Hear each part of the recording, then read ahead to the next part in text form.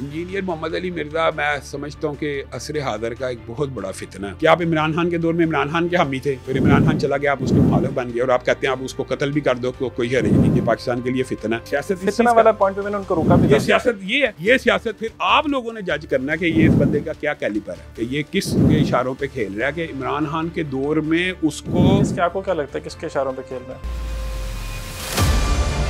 चलिए मैं एग्जांपल देता हूँ। मैंने अभी जब अली भाई के साथ शूट किया और हमारी आप उससे पहले मेरे पास आते तो शायद मैं आपको ये सारी चीजें लिख देता, आप पूछते आपने ये कहा है कि 2-2.5 हज़ार कमेंट आ रहे हैं, तो उसमें से 1000-1500 कमेंट इमाम के लाखों मिलियंस लोग हैं जो कि मुझे क्रिटिसाइज कर रहे हैं कि मैं उनसे सवाल भी क्यों कर रहा हूँ। अच्छा, फिक्र सुनने में भी हर्ज है।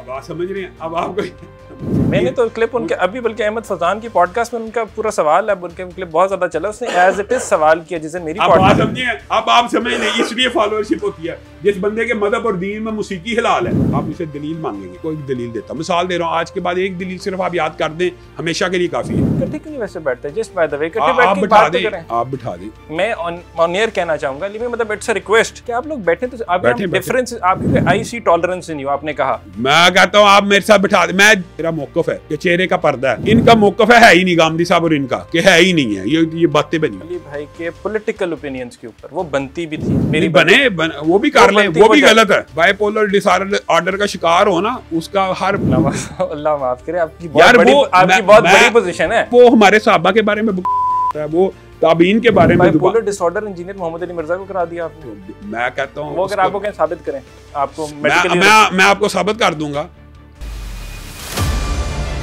जो बड़े भाई हैं अलामा साहब, उनका मैं क्लिप सुन रहा था, वो तो ये भी कह रहे थे कि वो जो कुरान पढ़ते हैं वो भी ठीक नहीं है। अब मैं नॉट एन 100% गलत पढ़ता हूं। अगर आप कहते हैं मैं आपको वो क्लिप भेज देता हूं, वो कुरान क्लिप देखा, बिल्कुल देखा। नहीं, मैं क्लिप भेजता हूं उसके कुरान गलत पढ़ने का।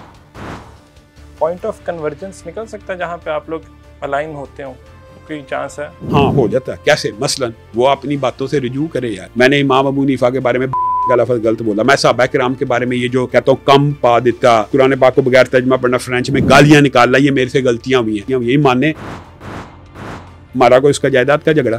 खुद एनालिसिस करें। ये तो हमारे मुआशरे का अलमिया के हमारे मुआशरे में लोग इल्म और इल्म दीन एक इंजीनियर से सीख रहे हैं, ये तो उनके ऊपर काबिल।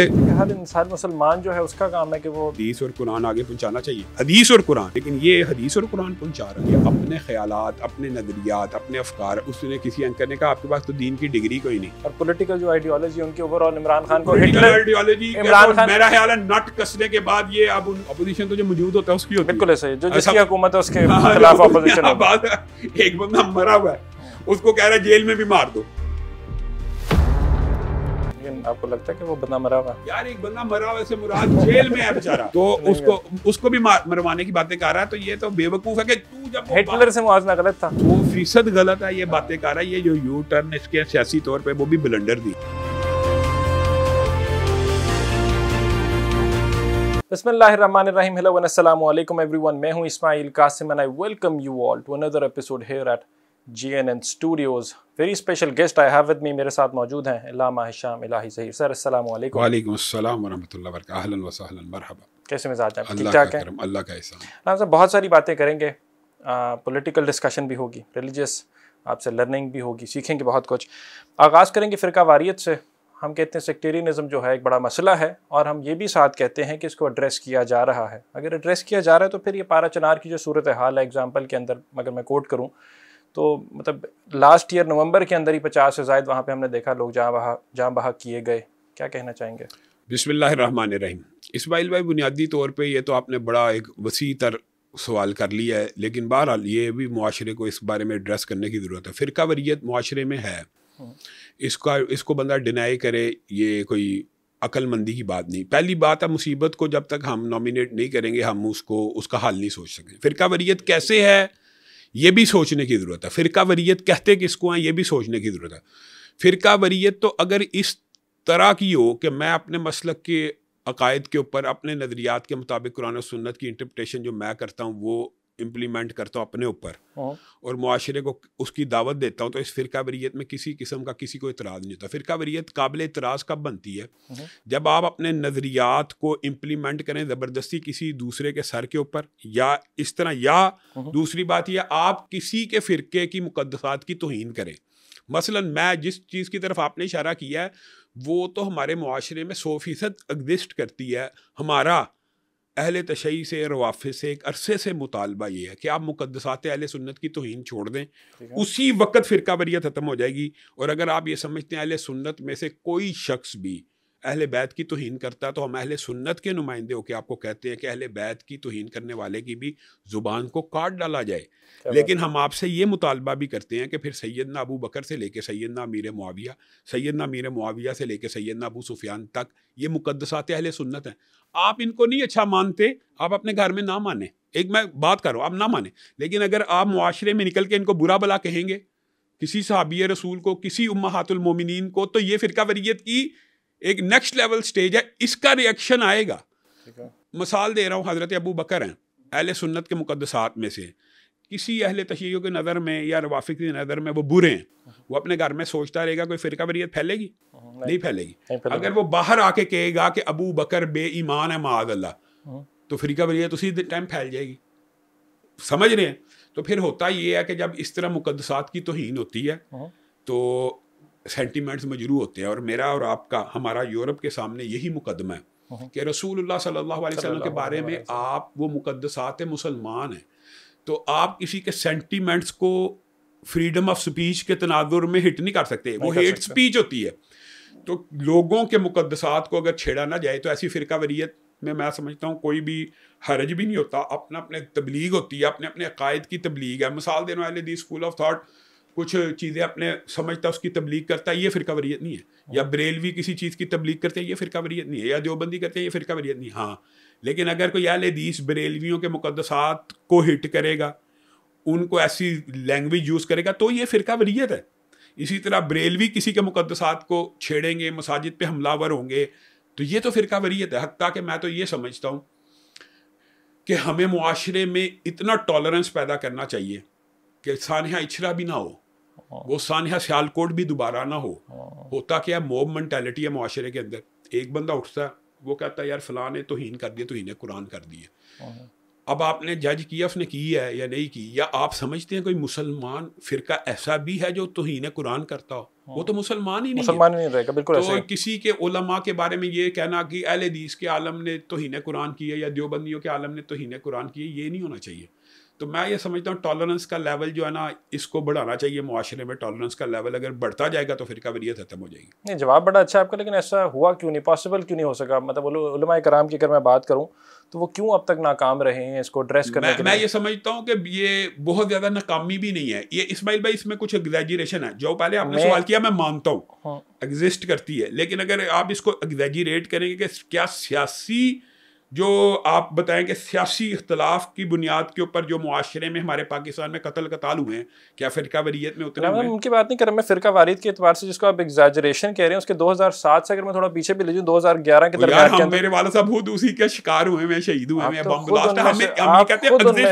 हम कहते हैं एग्जिस्ट करती है, लेकिन बहुत ज़्यादा अगर आप इसको कहेंगे ना, मिसाल दे रहा हूँ आपके और मेरे बचपन में, मेरा ख्याल है आपका बहुत बड़ा पाना है कि आपके वालिद साहब की शहादत के बावजूद आप इस चीज को, तो फिर मैं अपनी तरफ से टॉलरेंस, हम तो विक्टिम्स में से हैं, विक्टिम्स में से हैं। मैं बताता हूँ, सिंध के अंदर कराची में हर रोज 40 कत्ल होते थे, हर रोज।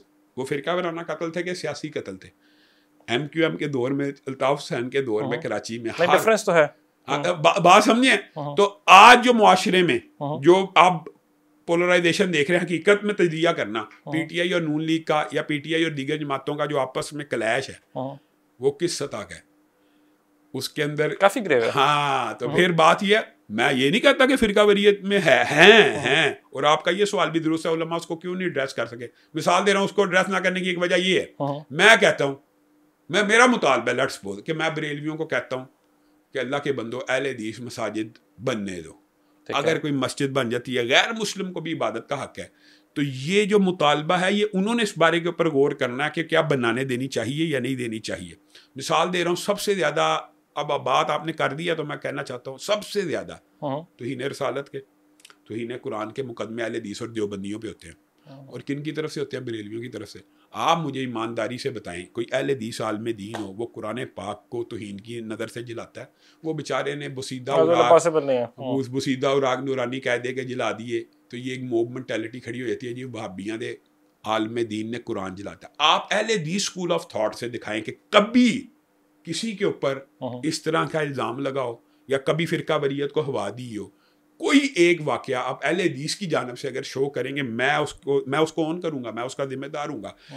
इस लिहाज से मैं आपको बताऊं, हम 100% कामयाब हुए अहले हदीस स्कूल ऑफ थॉट को फ़िरका वरीयत से दूर रखने में।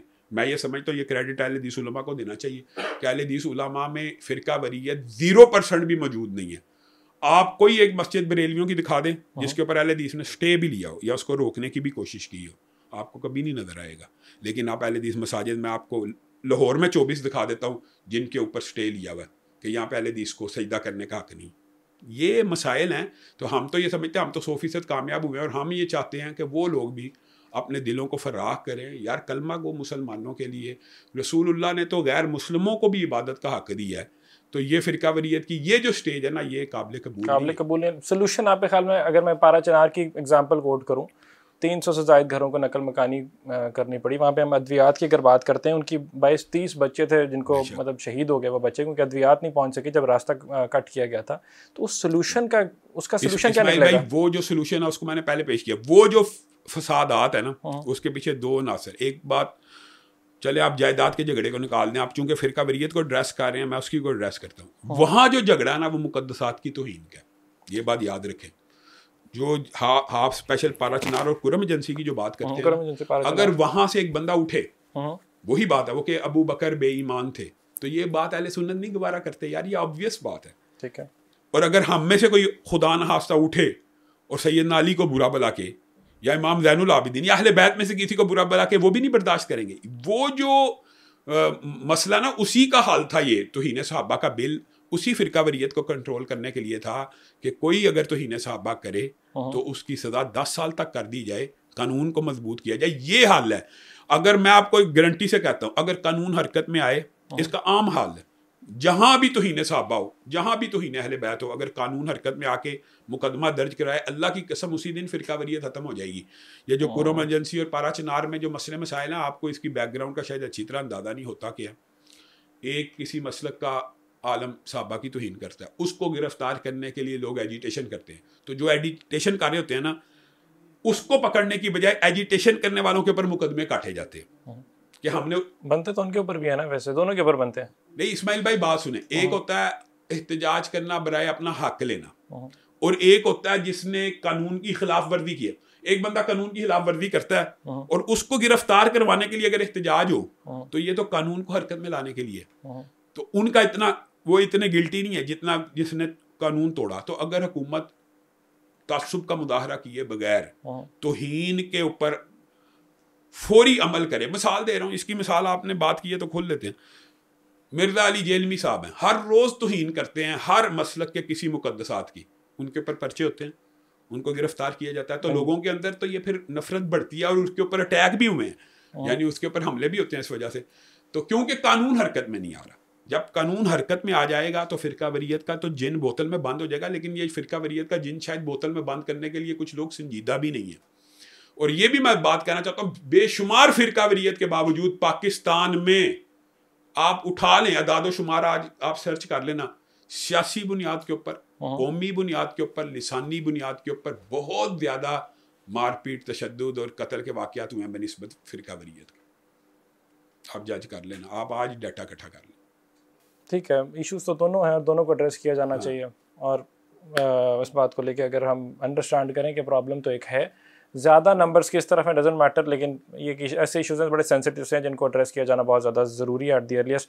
बातचीत का सिलसिला आगे बढ़ाएंगे। पहला सब सऊदी अरेबिया का शिफ्ट जो आया, हम देखते हैं कि उसको ग्लोबली इस्लाम का हब माना जाता है, ठीक है, और मतलब इस्लामी क़यादत का मरकज़ होने के बावजूद हमने देखा कि वहाँ पे एक स्विच आया। मतलब ख़वातीन की शायद आज़ादी के एतबार से देख लें, आप कॉन्सर्ट्स होने के एतबार से देख लें, ये जियोपॉलिटिकल स्विच जो वहाँ पे हमें नज़र आया, उनकी फॉरेन पॉलिसी के एतबार से भी और उनके अपने इंटरनल डायनामिक्स के एतबार से भी, उसकी क्या वजूहात हैं, क्या फैक्टर्स हैं, और आपको कैसा लगता है वो स्विच जो है सारा सऊदी अरब के अंदर? भाई बुनियादी तौर पे जो सऊदी अरब की बात है, आपको तो ये हमारे बारे में इल्म होना चाहिए कि मैं तो आज भी पूरी दुनिया में जो सबसे बेहतर इस्लामी रियासत है, पाकिस्तान तो हमारा वतन है, उससे तो मोहब्बत हमारे ईमान का हिस्सा है।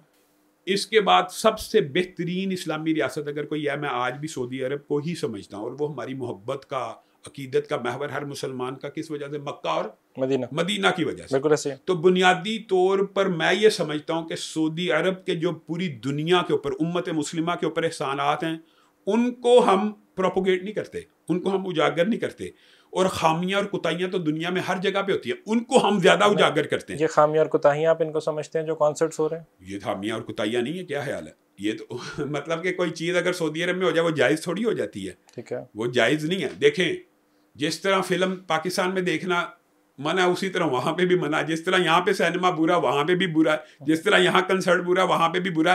वहाँ पे लोग इसलिए ज़्यादा बुरा समझते हैं कि वहाँ पे मक्का मदीना है। समझ रहे हैं? बुनियादी तौर पे तो ये लोगों को अचंभे की बात लगती है, और तौहीद की बुनियाद के ऊपर जो रियासत बनी, लोग उनसे बहुत ज़्यादा इस्लामाइजेशन की तवक्को करते हैं। तो मैं ये समझता हूँ कि उन्होंने जो मुसलमान उम्मत के साथ जो मामला किया ना, वो जो तवक्कुआत है उसके ऊपर तो मैं कहता हूँ कोई एक इस्लामी मुल्क ऐसा नहीं जो उनका एहसानमंद ना हो। मसलन पाकिस्तान को मुसीबत पड़ी है, तेल की ज़रूरत पड़ी है, डॉलर्स की ज़रूरत पड़ी है, हर वक्त पाकिस्तान के साथ उनका मामला एहसान वाला रहा है। और हम ऐसे मोहसन कुश हैं कि जो हमारे पे एहसान करता है, हम असम्बलियों में उनके खिलाफ तो गुफ्तगू करते हैं, असम्बलियों में उनके खिलाफ गुफ्तगू भी हुई है, लेकिन जो मुल्क हमारे पर हमलावर होता है, मदाइल फेंकता है, उसकी हम असम्बलियों में तारीफ करते हैं। तो ये जो दो रुखा पाना, ये भी नहीं होना चाहिए। मैं ये समझता हूँ अफरात और तफरीद के बगैर हमें सबसे पहले, मेरी जाती राय है, ये हो सकता है आप इससे मुत्तफिक ना हो, मेरा दायरा अमल पाकिस्तान है। ठीक है, अगर मैं पाकिस्तान से सिनेमा ख़त्म कराने में कामयाब हो गया हूँ, अगर पाकिस्तान से फांसी उरियानी ख़त्म कराने में कामयाब हो गया हूँ, तो फिर मुझे किसी दूसरे मुल्क के बारे में सोचना चाहिए। लेकिन पाकिस्तान तो इस्लाम का मरकज़ तो नहीं है ना। पाकिस्तान तो यार इस्लाम के नाम पे बना है। बना जरूर है, इस्तेमाल भी हुआ, ला इलाहा इल्लल्लाह की बुनियाद पे बना है। हमारी अच्छा दीनी जमातों की पाकिस्तान में जिद्दोजहद क्या है? निज़ाम, यानी निज़ाम इस्लाम को नाफज करने की है ना, निफाद इस्लाम ही की तो जिद्दोजहद है पाकिस्तान में। तो मैं ये समझता हूँ हमारा दायरा इख्तियार यहाँ तक है। हाँ, अगर हम सिर्फ प्रोपेगेंडा करते रहेंगे तो सऊदी अरब को शायद वो फर्क भी नहीं पड़ेगा। फर्क तो नहीं पड़ेगा ऑब्वियसली, क्यों फर्क पड़ेगा? मतलब we are nobody for them. अगर आप फॉरेन पॉलिसी के एतबार से देखें तो मेरा, डू यू थिंक कि ये जो, अगर मोहम्मद बिन सलमान ने कहा कि हमें इत्तेदाल पसंदी चाहिए वहाँ के मजहब के अंदर, 2017 के अंदर भी उन्होंने बयान दिया, फिर अभी कंटिन्यू भी किया उसके अंदर, do you think international pressure था? ये सवाल तो आप शुरू में हमसे भी कर चुके। इत्तेदाल का जो, इत्तेदाल पसंदी बुरी नहीं है इस्लाम में, ये भी मैं आपको बताऊँ। इत्तेदाल पसंदी के ऊपर इख्तिलाफ नहीं है, इख्तिलाफ तो उसके ऊपर है जो आपने कहा कि कंसर्ट अगर हो तो गाना हो, इसको अगर इत्तेदाल कहा जाए तो ये इसके ऊपर इतराज है। उधर तो यही हुआ ना। अब बात समझे, इत्तेदाल से, इत्तेदाल के दो तर्जुमे। एक है मोतदिल होना कि मैं, यानी अहले हदीस, देवबंदी, बरेलवी, शिया, ईसाई, गैर मुस्लिम एक ही मुआशरे में बकाए बाहमी के तहत एग्जिस्ट करे, ये अगर इत्तेदाल, ये भी हुआ। मैं ये कह रहा हूँ ये इत्तेदाल है, ये एक्चुअल है, ये तो है। अब बात सुने, मेरी सुने बात, हमारे साथ एक्चुअल बताएं, पाकिस्तान में ईसाई हमारे साथ 70 साल से नहीं रह रहे हैं ना। हमारे में से, मेरे ख्याल में हर मुसलमान के घर उनका आना जाना, हम उनके शादी ब्याहों में, जब उनकी बच्चियों की शादी होती है, उनमें शरीक होना, उनकी हेल्प करना, तो इसको कहते हैं बकाए बाहमी। ये इत्तेदाल तो काबिल कबूल है और लाजिम है यार, बिल्कुल ऐसे। हाँ, तो बिल्कुल ऐसे। इत्तेदाल की वो किस्म काबिल कबूल नहीं है कि इत्तेदाल का मतलब बेहयाई है, इत्तेदाल का मतलब उरियानी है, इत्तेदाल का मतलब सैनमाइज़म है, इत्तेदाल का मतलब जुआ है, इत्तेदाल का मतलब शराब नोशी है, ये इत्तेदाल का मतलब रोशन ख्याली, ये भी ऐड कर दें। वही ना, ये नहीं है। मुशर्रफ साहब केरा में हुआ था वो तो पूरा एक शिफ्ट हुआ ना, पूरे मुआशरे को शिफ्ट करने की कोशिश की, उसके हम खिलाफ है, आपको पता है, उसके हम पाकिस्तान में भी। अच्छा, do you think international pressure Saudi Arab ले सकता है? सऊदी अरब इंटरनेशनल प्रेशर था, हालांकि सऊदी अरब इन प्रेशर से आजाद हो चुका है अल्हम्दुलिल्लाह, उसकी मईशत भी। और मैं वही कह रहा हूँ कि फिगर्स हैं, जीडीपी का तकरीबन 30% जो है, हुकूमती आमदनी का 55% जो उनका हिस्सा है, वो तो उसके ऊपर है, तेल के ऊपर इन्हिसार है उसका। तो फिर उनको किसका क्या प्रेशर है? तो उससे हट के फिर क्या जरूरत पड़ी? और बात बताऊं इस्माइल भाई, ये बातें होंगी, सही होंगी, मैं इस चीज से नहीं कहता, लेकिन सऊदी अरब के बारे में प्रोपेगेंडा बहुत है, बहुत ज्यादा। ये मैं आपको, ये तो विजन 2030 तो उन्होंने खुद प्रोपेगेट किया, 2030 तो उसकी तो तायीद उलमा भी करते हैं। एक विजन 20 देखें, इत्तेदाल के वो ट्रांसलेशन कि बकाए बाहमी होना चाहिए, ये तो हर कोई कबूल करेगा, लेकिन इत्तेदाल की वो ट्रांसलेशन जो आप कह रहे हैं कि फाशी उरियानी, वो तो नहीं कोई आलम में दीन कबूल करेगा। मैं नहीं कह रहा, नहीं मतलब वो, हाँ, जो परसेप्शन है, जो परसेप्शन है, प्रोपेगेंडा, मैं ये समझता हूँ ये एक्चुअल नहीं है। कुछ अरसे बाद आपको पता चल जाएगा ये प्रोपेगेंडा ज्यादा है, ये प्रोपेगेंडा ज्यादा है। लेकिन एक्चुअल में हो भी, मुझे बताएं, 50 साल से ये प्रोपेगेंडा चला। नहीं, आप जब कहते हैं कि वेन्यू से कि प्रोपेगेंडा है, इसका क्या मतलब है कि हो नहीं रहे कॉन्सर्ट्स, या वैसे लिबरल जो हमें एलिमेंट पहले नजर नहीं आता था वो नजर नहीं आ रहा? मैं ये कहता हूँ कि प्रोपेगेंडा ये है कि बहुत एक्सट्रीम हो गया ये प्रोपेगेंडा, कुछ ना कुछ तो मॉडरेशन हुई होगी उसकी। खैर है, नहीं खैर नहीं है वो तो, आप फैशी यानी की तो यार खैर तो नहीं ना होती। ठीक है, मेक सेंस। आपने अल्लामा साहब अभी मजहबी जमातों का कहा कि पाकिस्तान के अंदर जो इस्लाम के बका के लिए सारी ज़िंदगी भी आपने कहा उनका काम ही ये मकसद ही ये रहा है। तो मजहबी जमातों का अगर हवाला आ गया तो मजहबी जमातों का इस्टेब्लिशमेंट के साथ जो ताल्लुक है अगर हम उसको डिस्कस करें थोड़ा सा, बिकॉज एक ओपिनियन है कि इस्टेब्लिशमेंट इस्तेमाल करती है मजहबी जमातों को, जब ज़रूरत पड़ती है तो उनको सामने ला के मोबिलाइज होने देती है, जब ज़रूरत नहीं पड़ती है उनको अलहदा कर देती है, फिर वो आवाज़ उठाते हैं जमहूरियत की, फिर वो आवाज़ उठाते हैं नफाज इस्लाम की। इस्माइल भाई ये जो आपने बात की है ये तो आपने एक बड़ा वसी चैप्टर खोल दिया, लेकिन मैं आपको सच्ची बात बताता हूँ सिद्ध के दिल से, एस्टेब्लिशमेंट को अगर सबसे टफ टाइम दिया तो मजहबी जमातों ने दिया, और सबसे लेट जो बंदा, मैं आपको अब आपने बात की है तो मैं करने लगा, सबसे ज़्यादा मजबूत असाब जो होते हैं ना वो एक किसी मजहबी दीनी रहनुमा के होते हैं, ये बात भी याद रखें, क्योंकि उसके लिए मतबा नज़र आखिरत होती है और उसको दुनियावी मफादात का इतना ज़ौक़ शौक़ भी नहीं होता, और वो चूँकि दीन की बुनियाद पे कर रहा होता है उसको तोड़ना ज़्यादा मुश्किल होता है, उसको झुकाना ज़्यादा मुश्किल होता है। और आप ज़ियाउल हक़ के दौर की देख लें, मिसाल दे रहा हूँ, ज़ियाउल हक़ के दौर से आप देखें, ज़ियाउल हक़ की दौर की जो अपोजिशन थी, अल्लामा एहसान ज़हीर और मौलाना फजलुर रहमान, उस दौर में भी अपोजिशन थे ना, बिल्कुल अपोजिशन थे, उन्होंने आवाज़ उठाई, हाँ तो पूरी जहाद की। हाँ तो फिर असल मसला ये है कि मैं ये समझता हूँ जो बात आप कहते हैं बीच में से कुछ मजहबी तबकात होते हैं, देखें एस्टेब्लिशमेंट हमारे मुल्क की होती है ना, वो कोई गैर मुल्क की तो नहीं है, तो अगर वो इस्तेमाल करते तो इस्तेमाल नहीं होता ही। अब आप जिस चीज को इस्तेमाल करना कह रहे हैं उसको भी मैं खोल के बयान करता हूँ, मिसाल खुल के मैं चाह रहा हूँ कि थोड़ी सी खुल के बयान, एक्सप्लेनेशन तो मिले ना, एक्सप्लेनेशन मिले थोड़ी सी। मिसाल दे रहा हूँ, आज मैं समझता हूँ कि अहले हदीस की हक तलफी हो रही है और मैं एहतजाज करता हूँ, ठीक है, और उस एहतजाज के नतीजे में एस्टेब्लिशमेंट मुझे कहती है आपके जो मुतालबात हम मान लेते हैं, तो फिर हमें पीछे हटना चाहिए कि फिर भी लड़ना चाहिए? पीछे हटना चाहिए। अब आप बात समझिए, इस अमल को, इस प्रोसेस को पूरा समझा जाता है। लेकिन मैं एग्जांपल के तौर पे कोट करता हूँ, 2017 के अंदर जब टीएलपी ने धरना दिया, एहतजाज किया, तो उस टाइम उस वक्त के वजीर कानून ने रेजिग्नेशन लिया, तब वो हटे, क्योंकि उस टाइम एस्टेब्लिशमेंट की बैकिंग बताया जाता है हासिल थी। लेकिन अगर हम वापस उसको, दुरुस्त है, ये दुरुस्त है, और यही चीज़ जब दोबारा टीएलपी का 2021 के अंदर फ्रांसीसी उनका जो सफ़ीर था कि उसको मुल्क बदरी का मुतालबा किया, तो वो पूरा नहीं हुआ, और उस टाइम के लिए हमने देखा कि हुकूमत ने उन पर पाबंदी आयद कर दी, और उस टाइम क्योंकि एस्टेब्लिशमेंट कहा यह जाता है कि ये चाहती थी। मैं आपको एक बात बताता हूँ, ये भी होता है मुतालबे तो दोनों तरफ से। ये सवाल तो वैसे आपको टीएलपी से करना चाहिए, लेकिन मैं मजहबी जमातों के एतबार से मेरे पास तो होने के, मैं आपको एक बात बताता हूँ, होता क्या है, ये होता है प्रेशर बिल्ड करना, असाब की जंग। जब इंसान समझता है मेरे मुतालबात पूरे हो रहे हैं, मुझे इस टाइम पीछे हट जाना चाहिए, कुछ गिव एंड टेक करके अगर मेरी कम्युनिटी को कुछ मिल रहा है। अब मैं आपसे पूछना चाहता हूँ, अब यानी आप समझे हम दोनों गैर जानबदार हैं, ठीक है, उस धरने से टीएलपी ने गेन किया कि लूज किया? किस वाले से? 2017 के उस टाइम तो टीएलपी की वो बड़ी पावर बन गई, गेन किया।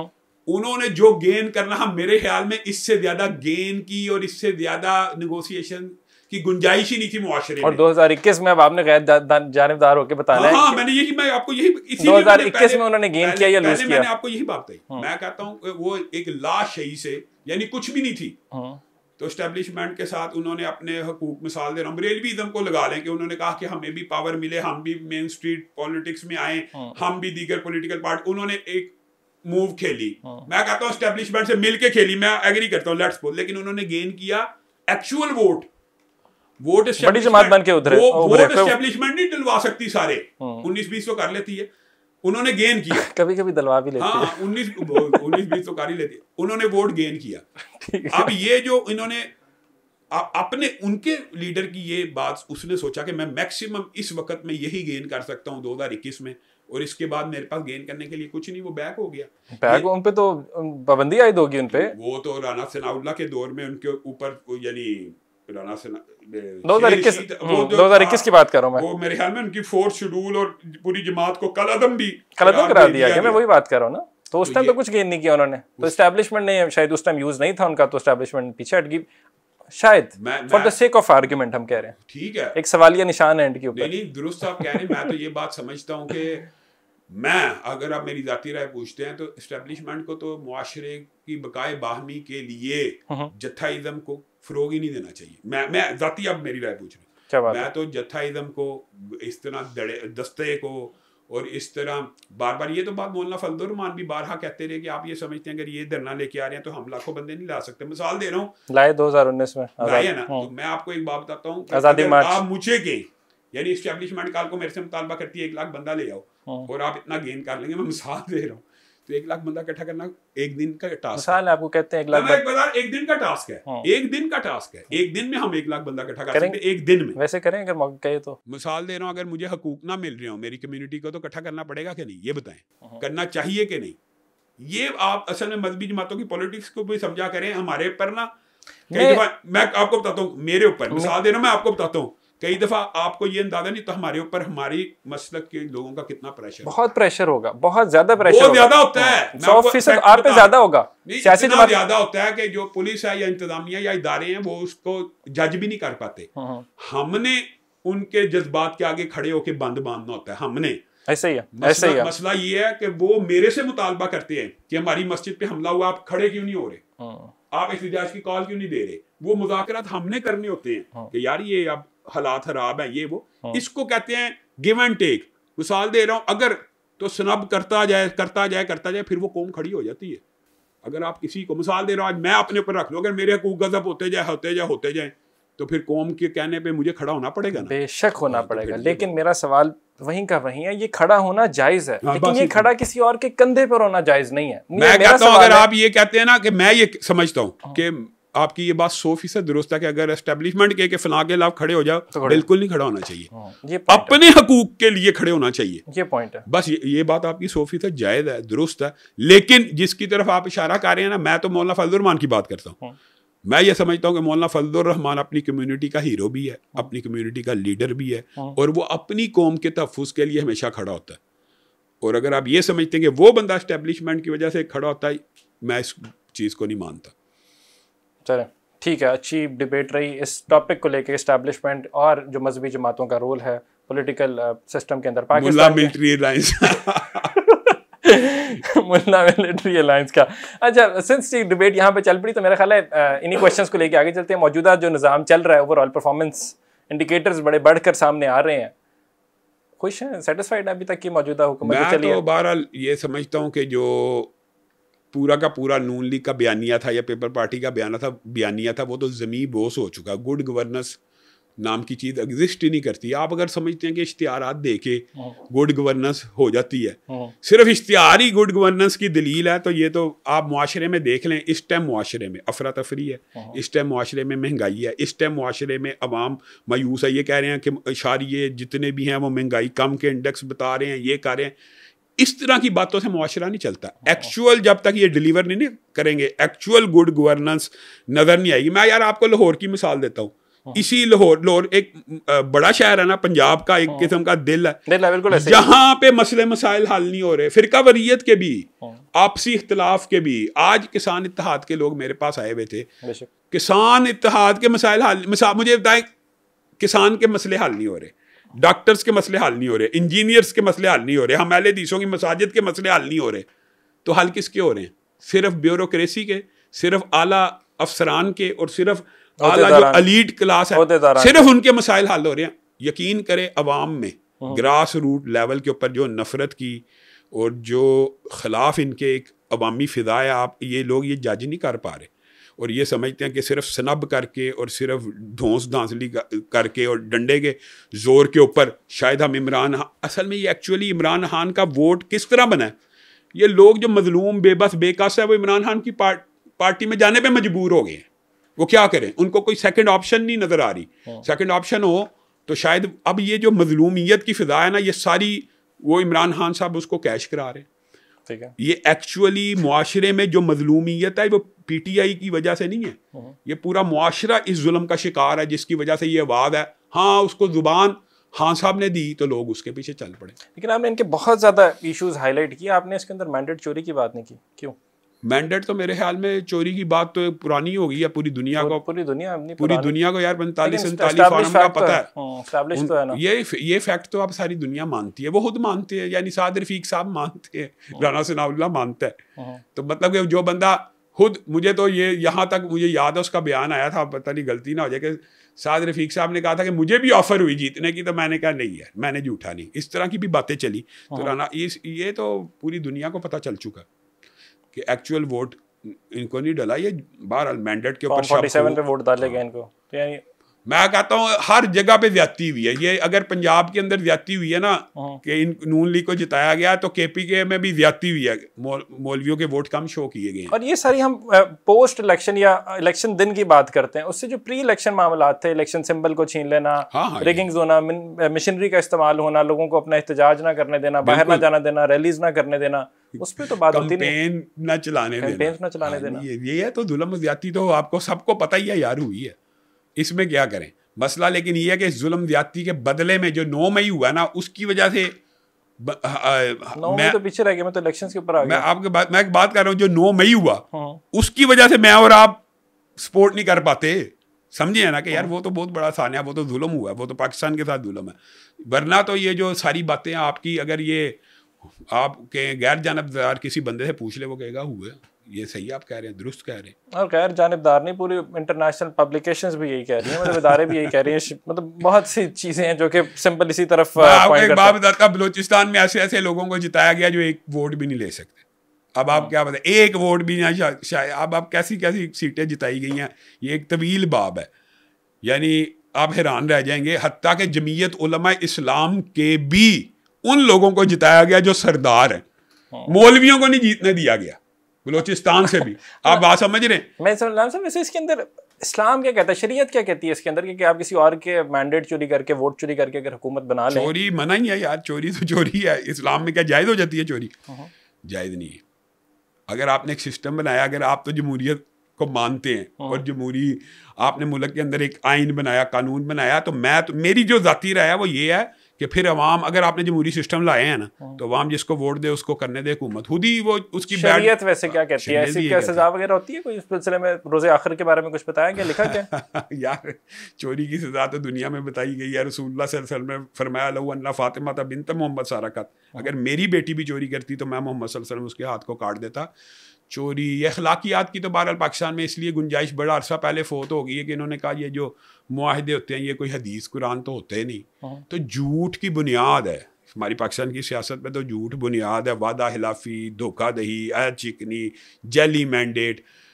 ये समझ लेना कि हमारा इस्टेब्लिशमेंट के साथ अच्छा ताल्लुक है तो आप जैली मैंडेट भी गवारा, ये तो खुद बंदे की अखलाकियात के ऊपर डिपेंड करता है कि मैं जैली मैंडेट कबूल करूँगा कि नहीं करूँगा, वोट को इज्जत दूंगा कि नहीं। हाँ, ये देखें पूरा बयानिया एंटी स्टैब्लिशमेंट नून लीग ने कैंपेन करके इमरान खान की हुकूमत गिराई और लोगों का जहन उस वक्त प्रो ये हो गया कि इमरान खान की गवर्नमेंट हटनी चाहिए, अवाम का जहन भी बन गया था, लेकिन उसके बाद ज़ाहिर फिर शिफ्ट हो गया। ठीक है, गुड इनफ, अच्छी डिस्कशन थी ये, ऑनेस्ट डिस्कशन थी। अच्छा राम साहब, इंजीनियर मोहम्मद अली मिर्ज़ा कैसे लगते हैं वैसे आपको? यहाँ आगाज़ तो यहाँ से करेंगे। इंजीनियर मोहम्मद अली मिर्ज़ा मैं समझता हूँ कि असर हादर का एक बहुत बड़ा फितना, और यानी अगर आप ये कह इसमें भी मैं गैर जानबदाराना राय लेता हूँ, आप अहले school of thought, Deobandi school of thought, Barelvi school of thought के जय्यद उलमा से उसके बारे में राय ले लें। उसने अल्लाह के ऊपर झूठ बांधे हैं, उसने रसूलुल्लाह पे झूठ बांधे हैं, उसने सहाबा के बारे में झूठ बांधे हैं, ताबईन के बारे में, आइम्मा दीन के बारे में। कोई बंदा मुक़द्दसात अहले सुन्नत का इस बंदे के शर से महफूज नहीं रहा। नहीं, बहुत बड़ी बात नहीं, मैं बहुत बड़ी बात कह रहा हूँ, मैं उसकी दलील दे देता हूँ। मसलन हमारे मुआशरे में सबसे ज़्यादा कौन सी फ़िक़्ह एग्जिस्ट करती है? फ़िक़्ह हनफ़ी करती है। उनके जो इमाम है वो कौन है? इमाम अबू हनीफ़ा रहिमहुल्लाह। उसने कहा है, मुल्ला अली कारी का बता गया कि ਤੁਹਾਡਾ इमाम भोंक के गया। जो बंदा इमाम अबू हनीफ़ा को के भोंकता है उसके बारे में मेरा और आपका, मैं अहले हदीस हूँ, मैं इमाम अबू हनीफ़ा मुक़ल्लिदीन के इमाम है, लेकिन वो अहले सुन्नत के भी इमाम है। मैं अहले हदीस होने के बावजूद ये समझता हूँ इमाम अबू हनीफ़ा के बारे में इसने जो ये लफ्ज़ बोला कि वो भोंक के गया है, ये काबिल मुज़म्मत और मुरम्मत नहीं है। क्या इदारों को, आइन को और कानून को हरकत में नहीं आना चाहिए? पाकिस्तान के अंदर सबसे ज़्यादा बरेलवी और देवबंदी पाए जाते हैं जो दोनों फ़िक़्ह हनफी से ताल्लुक़ रखते हैं, और उनके इमाम की सरेआम तौहीन कर रहा है, तो कानून हरकत में क्यों नहीं आया? अगली बात सुने, इमाम अबू हनीफ़ा रहिमहुल्लाह के बाद इसने कहा है कि ताबईन रज के झूठे थे। इसने रसूलुल्लाह सल्लल्लाहु अलैहि वसल्लम के बारे में झूठ बोलते हुए कहा है, झूठी बातें तो करता ही है, लेकिन यहाँ तक कह दिया कि यहूदी कहते हैं कि रसूलुल्लाह सल्लल्लाहु अलैहि वसल्लम कल के छोकरे हैं। आप मुझे बताएं किस यहूदी ने किस किताब में 100 दुश्मनी होगी यहूदियों की, लेकिन ये जुमला नहीं कहा। और ये जुमला मिसाल दे रहा हूँ बताने का अवाम को मकसद क्या है, ये क्या चाहता है। और फिर कहता है अब ये आपने ऐसा तवील मौजू छोड़ दिया कि मैंने कहा इमाम हसन ने हज़रत अमीर मुआविया से सुलह कर ली, तो कहता है इमाम हसन तो शाही कोई नहीं, रसूलुल्लाह दी हदीस अगे रसूलुल्लाह ने कहा था 28/12 में कि अम्मार बिन यासर को एक बागी गिरोह कत्ल करेगा जो उसे जहन्नुम की तरफ बुलाता होगा और अम्मार जन्नत की तरफ बुलाते होंगे। ये बात उसने कहा कि क्या है, ऐसे हदीस अगे हसन तो शाही कोई नहीं। जो बंदा इमाम हसन को के शाही कोई नहीं, शियों के इमाम नहीं, हमारे अहले सुन्नत के इमाम नहीं है, इमाम हसन हमारे भी इमाम है। तो आप अपनी हदीस की मनचाही ट्रांसलेशन करते हैं, कॉन्टेक्स्ट उनका यही था, जिस तरह एग्जैक्ट बता रहा हूँ आपको। मैं ये सारी अगर आप कहते हैं तो आप ये इंटरव्यू के अंदर उसकी अल्फाज आपको दे दूंगा, इमाम अबू हनीफा के भौंकने के बारे में, रसूलुल्लाह के बारे में कि ये कल का छोकरा यहूदियों ने कहा, अगर मैं आपको के डायलॉग, और ये इमाम हसन के बारे में कि हसन थे शाही कोई नहीं रसूलुल्लाह की हदीस के सामने। फिर ये बदतमीजी इस तरह करता है, नबी तो शाही कोई नहीं, फिर आगे से जुमला कहता है अल्लाह दे अगे। कहने का मतलब ये आप कौन है इस तरह, हत्ता कि इसने यहाँ तक कहा, नबियों को तो छोड़े, इसने कहा हज़रत लूत अलैहिस्सलाम अगर आज जिंदा होते ना तो मेरे पे, मैं मोहम्मद अली पे रश करते। क्यों जी, मेरे फॉलोअर्स 2 पॉइंट पता नहीं कितने मिलियन है और उनके फॉलोअर 1 लाख थे, 3 मिलियन क्रॉस कर गए अब तो। अब अंदाजा करें, ये जो है इसके ऊपर रश करते अंबिया। और इसने एक जुमला जो सहाबा सबकी तौहीन की है, पता क्या कहता है, ये जुमले आप मेरे से ले लेना अगर आपके पास ना हो, शायद आपने रिसर्च ना की हो, कि मेरे स्टूडेंट्स के ऊपर जो मुसीबतें और आजमाइशें आई हैं वो सहाबा इकराम पे भी नहीं आई, सहाबा किराम के ऊपर वो मुसीबतें नहीं आई जो मुश्किलात का सामना हमने किया है। फिर कहता है कुरान पाक को, आप कहते हैं अल्लाह के बारे में कहता है कुरान पाक को बगैर तर्जुमा पढ़ना ऐसे है जैसे फ्रेंच में गालियाँ निकालना। मुझे बताएं अलिफ लाम मीम, इसकी कोई ट्रांसलेशन है, कोई तर्जुमा है? कुरान को तर्जुमे से पढ़ना चाहिए, इकरार है, इकरार है, लेकिन अलिफ लाम मीम की ट्रांसलेशन का पता किसी दुनिया में बंदे को नहीं ना पता। तो उस अलिफ लाम मीम को पढ़ने पे 30 नेकियां नहीं मिलती। ये कहता है बगैर ट्रांसलेशन पढ़ना ऐसे है जैसे फ्रेंच में गालियां निकालना। ये किस किस्म का बंदा है, ये किस कबील का बंदा है जो कहता है ताबईन रज के झूठे थे? इसके अल्फाज में आपको, ताबईन रज के झूठ बोलते थे।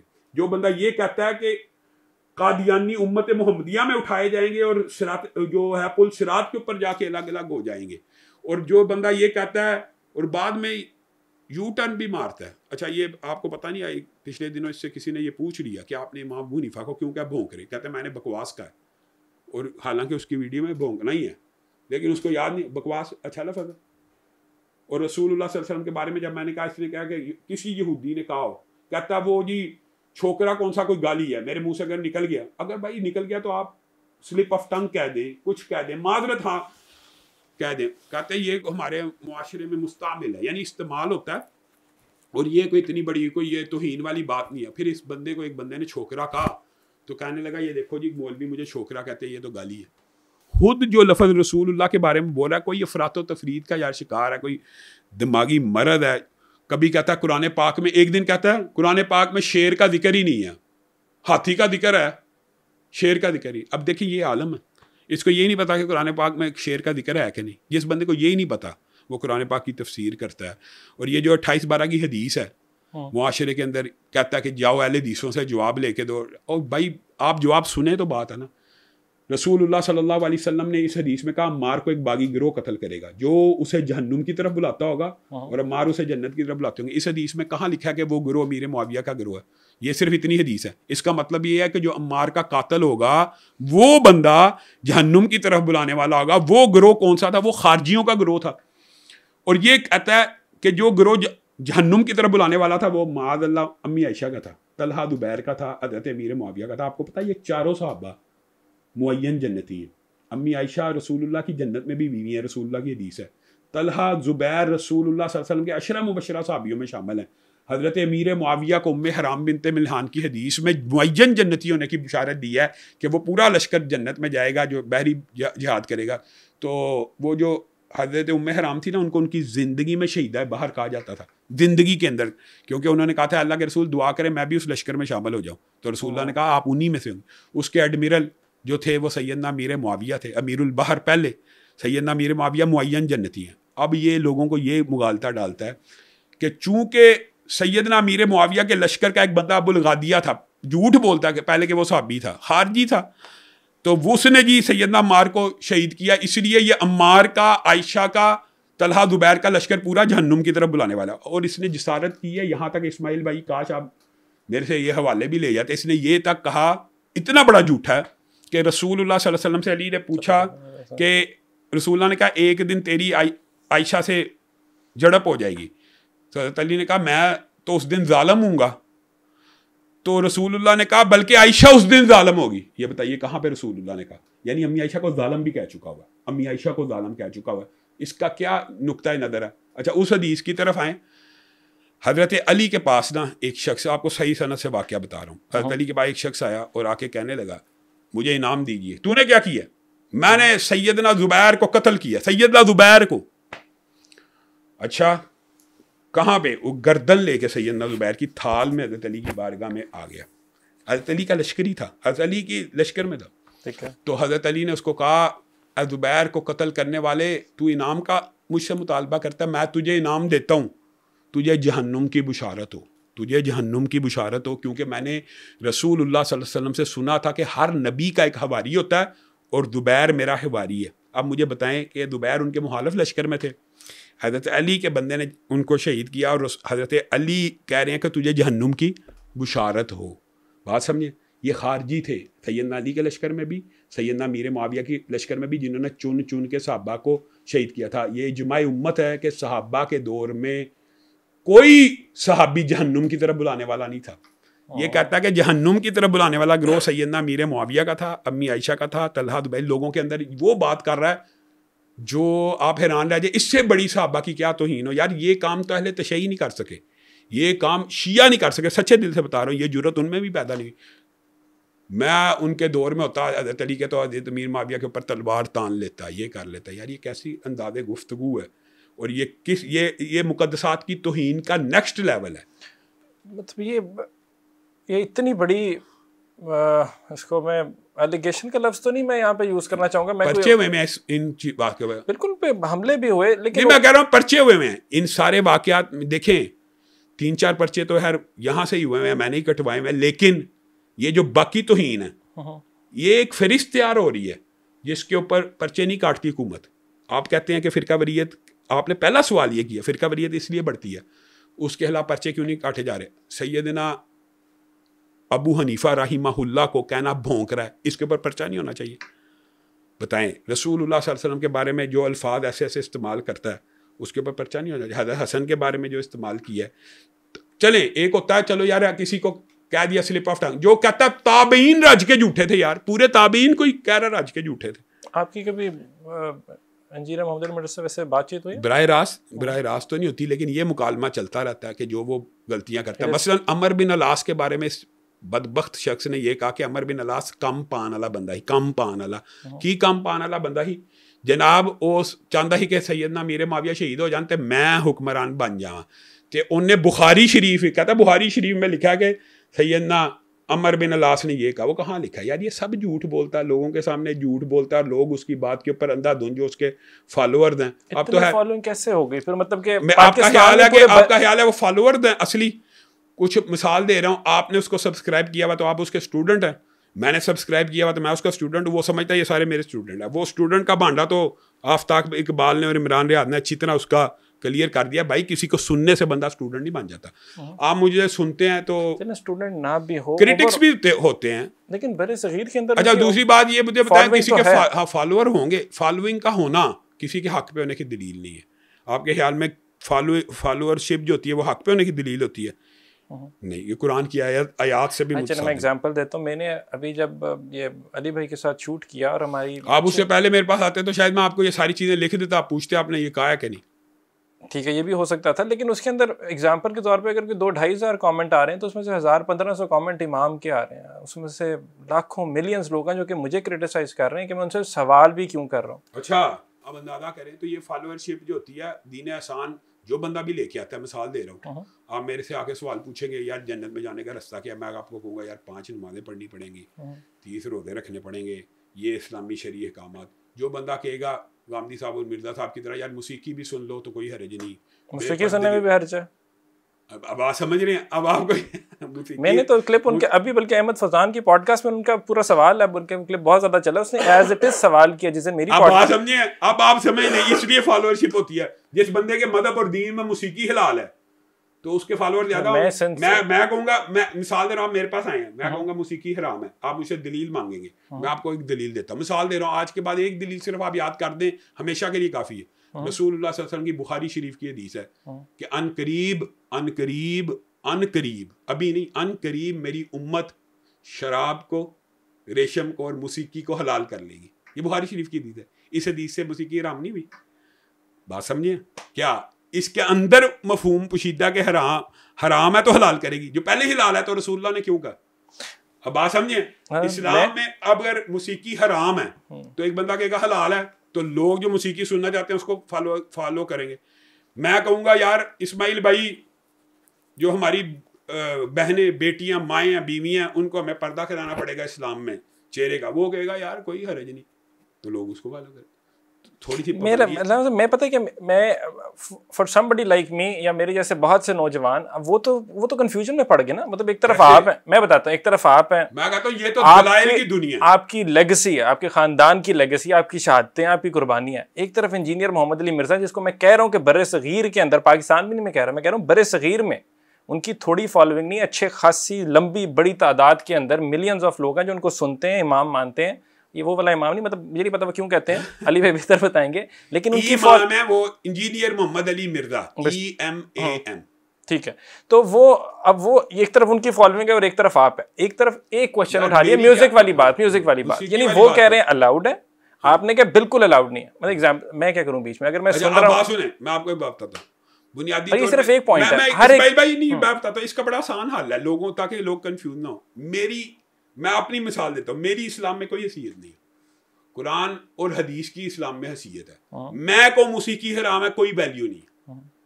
अगर रसूलुल्लाह ने कहा है तो वैल्यू है। इंजीनियर मोहम्मद अली मिर्जा अगर कहता है हलाल है तो इसकी कोई वैल्यू नहीं इस्लाम में। अगर रसूलुल्लाह ने कहा है तो फिर वैल्यू है। वो अपनी दलाइल साबित करे। मिसाल दे रहा हूं, कोई चीज कोट करते हैं इसको साबित करने के लिए। आई माइट बी रॉन्ग, मुझे पता नहीं है। बुखारी शरीफ की हदीस बयान कर दी है, मेरे पास 8 कुरान की आयतें हैं जहां से मौसीकी सराहतन हराम है।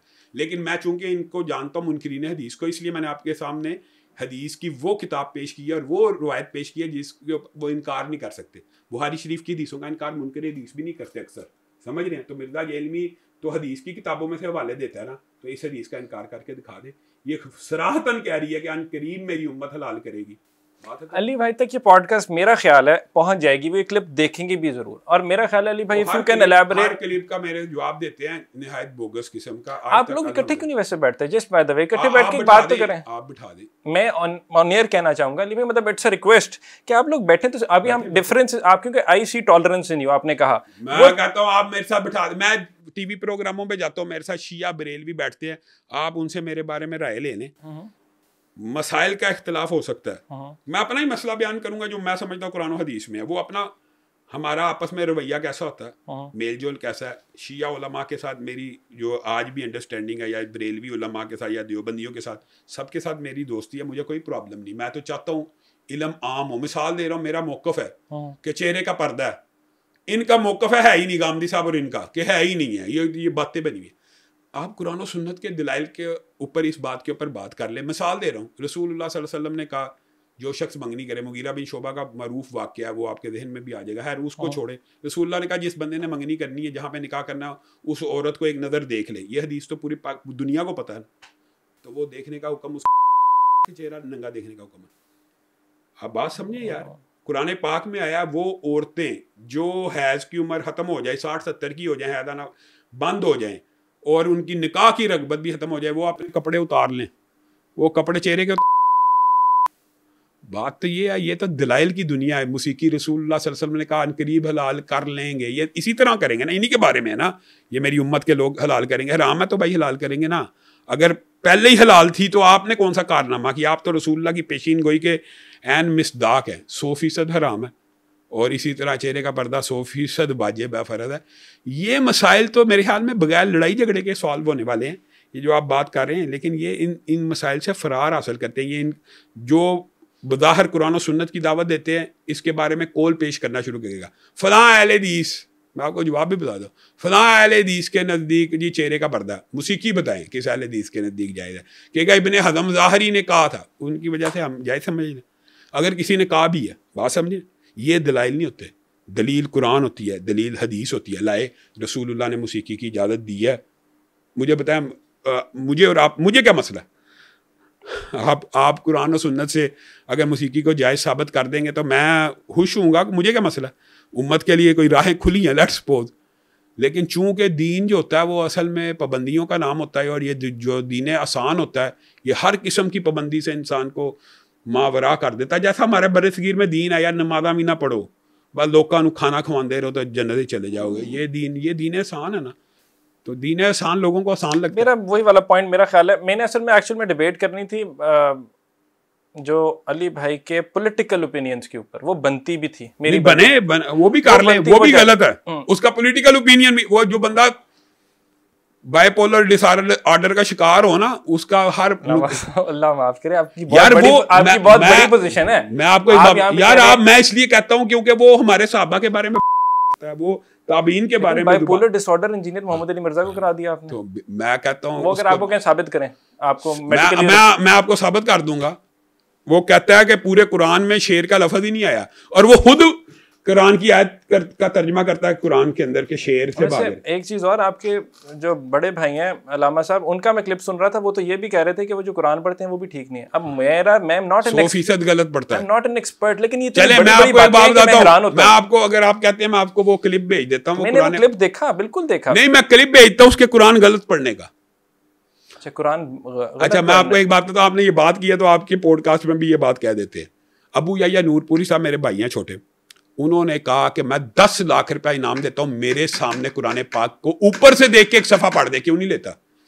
उसने किसी एंकर को बुला के ना उसके सामने पढ़ दिया। भाई पढ़ना तो हमारे सामने, जो गलती निकाल सके, एंकर बेचारा गलती निकाल सकता है, और जो पढ़ा वो भी गलत था, ये भी बता दूं। जो पढ़ के सैंपल पेश किया, भाई एक सफ़ा पढ़ने का मतलब ही होता है। देखिए, मैं आपको कहता हूं मैं आपको 10 लाख रुपया दूंगा अगर आप मेरे सामने कुरान पाक का एक सफ़ा पढ़ेंगे, तो कुरान पाक का वो सफ़ा मैंने खोल के देना कि वो अपनी मर्जी से खोलेगा। जो सफ़ा मैं समझता हूँ कि ये सही नहीं पढ़ सका, मैं दूंगा, पहली बात समझिए। और दूसरी बात है गलती निकालने का, जो जिसने दावा किया, इसने मेरे दावे का ये जवाब दिया कि वो कहता है अबू याया के सामने मैं कुरान का एक सफ़ा नहीं पढ़ सकता, आपको मैं पढ़ के दिखाता हूँ। और भाई उसको पढ़ के दिखा, सामने बिठा ले। आपको मैं एक बात कहता हूँ, 20 लाख रुपया इनाम है, ये हमारे किसी बंदे के सामने सिर्फ बैठ जाए, मुनाजरा बनूजरा बात की बात है, बैठ जाए, इसकी गलतियां उसी वक्त फाश हो जाएंगी। ये किसी आलम दीन के सामने बैठने के कायल। पॉइंट ऑफ कन्वर्जेंस निकल सकता है जहां पे आप लोग अलाइन होते हो, कोई चांस है? नहीं, वो तो यार एक बंदा मिसाल दे रहा हूँ भागा हुआ है, उस बंदे या हाँ हो जाता है कैसे, मसलन वो अपनी बातों से रिजू करे यार कि मैं, मेरे मुंह से ये स्लिप ऑफ टंग था, चलो यार यही कह दे कि मेरे से गलती हुई, मैंने इमाम अबू हनीफा के बारे में गलत बोला, मैं सहाबा किराम के बारे में ये जो कहता हूँ कम पा देता, कुरान पाक में फ्रेंच में कुरान पाक को बगैर तर्जमा पढ़ना, फ्रेंच में डाला, ये मेरे से गलतियाँ हुई हैं।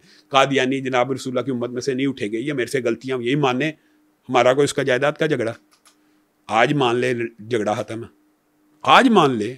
देखिए मेरे अंदर आप एक गलती लेके आए अभी कि शाम साहब आपने वो मसला कुरान और सुन्नत के मुताबिक सही बयान नहीं किया, मैं उसके ऊपर गौर करूँगा कि नहीं कि यार हो सकता गलती हो, फिर मैं उसी वक्त रुजू भी कर लूँगा कि यार ये मेरे से गलती होगी, मैं इसके ऊपर रुजू करता हूँ। इसमें कोई मसला होता है? ये इज़्ज़त और अना का उसने मसला बनाया हुआ। अगर आप चाहते हैं कि ये बंदा वापस आ जाए और सही रास्ते पे चल पड़े, तो कुछ लोग ऐसे बीच में डलें जो इस बात को समझाए कि भाई उलमा आपके ऊपर ये एतराज़ करते हैं, ये आपके क्लिप्स हैं, आप इनकी वजाहत कर दें। लेकिन वो गलतियाँ इतनी मुतअद्दद हैं, वो इतनी ज़्यादा हो चुकी हैं। और इस बारे में ये जो ओपिनियन है कि उन्होंने जी मौलवियों की दुकान बंद कर दी और इस तरह, यार ये तो घर बैठे इंसान सोचे, मैं तो ये तो कुएं मेंढक वाली बात है ना। एक बंदा एक रहते ये कुएं में है, जो बंदा बाहर निकल के जुम्मा नहीं पढ़ा सकता वो ये दावा करे, जो बंदा आप बात समझे, मुझे बड़ी सिक्योरिटी का मामला, सिक्योरिटी थ्रेट था, मैं नहीं है, हम आपको मुआशरे में नजर नहीं आते। नमाज तो माशाल्लाह पढ़ाते, मैंने उनके पीछे नमाज पढ़ी वहाँ पे, वो अपनी अकेडमी में शायद पढ़ाते हो, वहाँ में नहीं पढ़ा सकते। आप उस बंदे की जो आप फैन फॉलोइंग समझ रहे हैं ना, हकीकत उसके ऑपोजिट है। क्या वो अवाम में निकल जाए? अल्लाह की कसम लोग इसे जूतियां मारे, मैं कसम खा के कह रहा हूँ, वो अवाम में निकल भी नहीं सकता। आप किसी दिन उसको अवाम की किसी मस्जिद में लेके चले जाएं, लोग उसको, जो आपको शायद अंदाजा नहीं है वो कितना बड़ा, यानी उसकी कितना बड़ा बदजुबान है। ये आपको घर में बैठ, एक कुएं का मेंढक होता है। देखें जैसे आपने ये कहा, वो कहता मैंने मौलवियों की दुकानें बंद कर दी हैं। आप मुआशरे में फिरते हैं मौलवियों की, लेकिन लोग भी आप मुआशरे में फिरते हैं, आप बताएं कि उलमा से लोगों की वाबस्तगी और मोहब्बत कायम है कि नहीं? ये बस ये बता दें, दुकान कौन सी बंद की है? वो दुकान किसको कहता है? वो मस्जिदों को दुकानें समझता है, और मस्जिदें तो अल्हम्दुलिल्लाह बाढ़ी हैं। कौन सी दुकान बंद की है? किस मौलवी की, चले इसकी वजह से किस मौलवी की दुकान बंद हुई है? मैं कहता हूँ चलें ये बता दें कि किसी, मैं अहले हदीस होंगी तो अल्लाह के फजल से हर रोज़ मस्जिदें बन रही हैं, बाढ़ी हैं। मैं कहता हूँ इसकी वजह से किस एक बंदे की भी कोई दुकान जो समझता है बंद करी की है, कहाँ पे की है? कोई हमें साबित भी करे।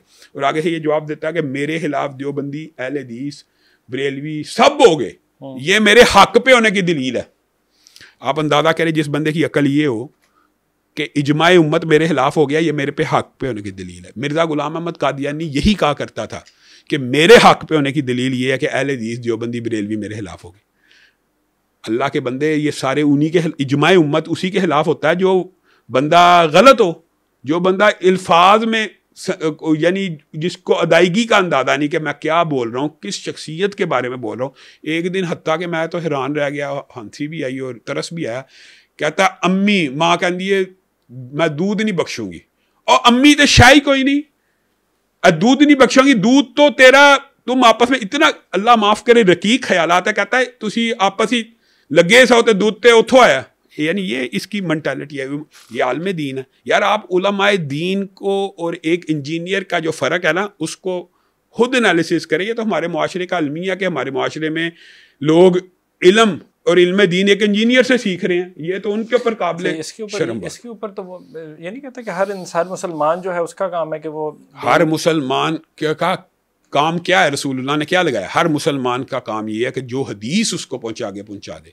हर मुसलमान को अल्लाह का पैगाम आगे लेके जाने की कोशिश, हदीस और कुरान आगे पहुंचाना चाहिए, हदीस और कुरान। लेकिन ये हदीस और कुरान पहुंचा रहा है, ये अपने ख्यालात, अपने नज़रियात, अपने अफकार। और एक इंटरव्यू में मुझे याद आया, कहता है कि जनाब, उसने किसी एंकर ने कहा आपके पास तो दीन की डिग्री कोई नहीं। इरशाद भट्टी ने सवाल पूछा, इरशाद भट्टी साहब ने शायद पूछा, तो वो आगे से कहता है कि दीन की डिग्री मानदा नहीं, बरेलवी देवबंदी नहीं मानदा दो। और भाई तेरे पास कौन सी है? बरेलवियों की डिग्री बरेलवी तो मानते हैं, डॉक्टर जाकिर नाइक के पास। अच्छा मुझे बताया, बरेलवियों की डिग्री बरेलवी मानते हैं कि नहीं?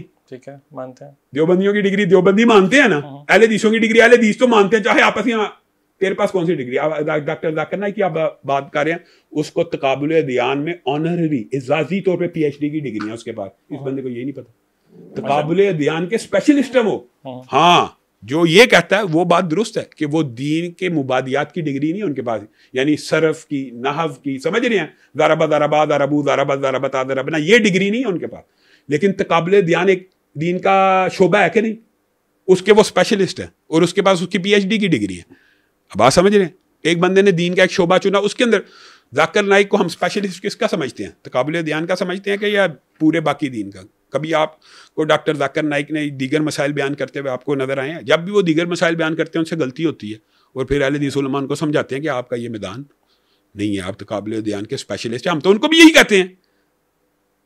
ये बंदा इंजीनियर है और इसने दीन की हर फील्ड को एड्रेस किया, तजवीद को भी एड्रेस किया। खुद कुरान सीधा नहीं पढ़ता और कहता है मेरी तजवीद जो है इमाम काबा से भी अच्छी है। ये तो सवाल बनता भी है कि जो कि पूछा भी गया कि अगर आप रिलीजियस स्कॉलर हैं तो आप रिलीजन को प्रीच करते हैं, आप पॉलिटिक्स में किधर आ गए? तो इस पर उन्होंने यही आपकी बात को अगर मैं इसको आगे लेके जाऊँ तो उन्होंने कहा एक जो मजहबी स्कॉलर होता है, जो अल्लाह का पैगाम लेके चल रहा होता है, उस पर फ़र्ज़ होता है कि दुनिया में कहीं पे जो भी चीज़ गलत हो रही है उसके लिए आवाज़ उठाए। और अगर सियासत जो है जिसका डायरेक्ट ताल्लुक लोगों से है, वहाँ पे कुछ गलत होगा तो मेरा सियासी कमेंट करने की इजाज़त तो है दीन में, सियासी कमेंट की इजाज़त है। लेकिन आप ये देखेंगे क्या सियासत इसको कहते हैं कि आप इमरान खान के दौर में इमरान खान के हामी थे, और इमरान खान चला गया, आप उसके मुखालिफ बन गए, और आप कहते हैं आप उसको कत्ल भी कर दो, कोई हर्ज नहीं, ये पाकिस्तान के लिए फितना है।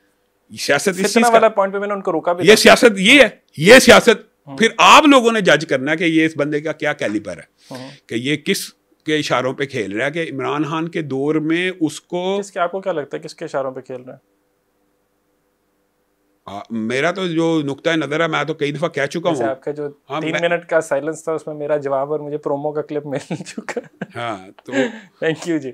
लेकिन कोई बात नहीं, मेरे देन में तो असल में मैं तो इसको कई दफ़ा एक्सपोज कर चुका हूँ। ये रवाफिज का एजेंट है पाकिस्तान के अंदर, और स्पेशल एक एजेंसी है जो यानी अहले सुन्नत के ये बुनियादी तौर पे रवाफिज का एजेंट है, और इसके पीछे राफजियों का हाथ है, और ये बड़े लोगों के हाथ इसके पीछे कुछ, यानी हर इदारे में कुछ लोग होते हैं जो इसको प्रमोट करना चाहते हैं और इसको अपनी उंगलियों पे नचाते हैं। इमरान खान के दौर में ये 100% इमरान खान का हामी था। उस टाइम जो ये चाहता था इसने कहा, हत्ता कि फ़ौज के खिलाफ भी शुरू हो गया था आखिरी इमरान खान के दौर में।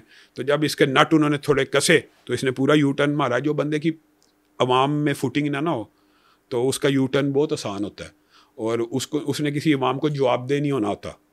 मैं एक मौक़िफ़ बनाऊँ, मैं उससे यू टर्न लेते हुए 100 दफ़ा सोचूंगा कि मैंने अवाम को जवाब देना है। तो इस बंदे के लिए क्या है कि आज इमरान खान की पूरी मदद कर दी, कल इमरान खान को कत्ल तक की ऑफरें देना शुरू कर दिया। तो मैं तो ये समझता हूँ उम्मत के अंदर बहुत बड़ा फितना है, और इस फितने के बीज बोर है, अभी भी बोर है। और अहले सुन्नत के बुनियादी तौर पर तीनों मकातबे फ़िक्र जो हैं, देवबंदी, बरेलवी, अहले हदीस, इनके ये ख़िलाफ़ है, और ये रवाफिज़ का एजेंट है। और पॉलिटिकल जो आइडियोलॉजी उनके ओवरऑल इमरान खान को हिटलर आइडियोलॉजी, इमरान खान मेरा ख्याल है नट कसने के बाद ये अब तो इमरान खान को हिटलर का जो मुआवजा करते हैं उनके कहने पे करते हैं। मैं कहता हूँ इमरान खान का आपको पता नहीं, मैं आपको शायद इस बात का पता नहीं, इमरान खान के दौर में इमरान खान की सबसे ज़्यादा मजहबी जमातों में से मैंने अपोजिशन की है, और ये दिन रात इमरान खान की हिमायत में और PTI को मेरे खिलाफ उकसाता रहा, भड़काता रहा, और इमरान खान की वजह से अब इमरान खान साहब अंदर हैं। अब तो उनकी अपोजिशन देखिए, मैंने अपोजिशन की है ना इमरान खान की, अब इमरान खान जेल के अंदर है, अब अपोजिशन उसकी होनी चाहिए। अपोजिशन तो जो मौजूद होता है उसकी होती है। बिल्कुल ऐसे जो जिसकी हुकूमत है उसके खिलाफ अपोजिशन बात है। एक बंदा मरा हुआ है, उसको कह रहा है जेल में भी मार दो। लेकिन आपको लगता है कि वो बंदा मरा हुआ?